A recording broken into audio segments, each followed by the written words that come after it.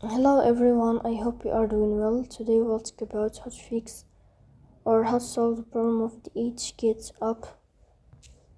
You click on settings.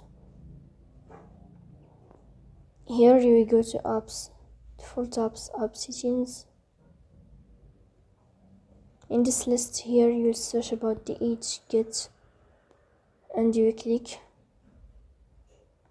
In this page of app info, you will go to first stop and you will click OK. Here you will enter to storage. Then here you will click on clear cache. Then you will turn off your Wi-Fi and you will turn on your Wi-Fi again to fix that problem. So please don't forget to support us by like and subscribe. See you next time.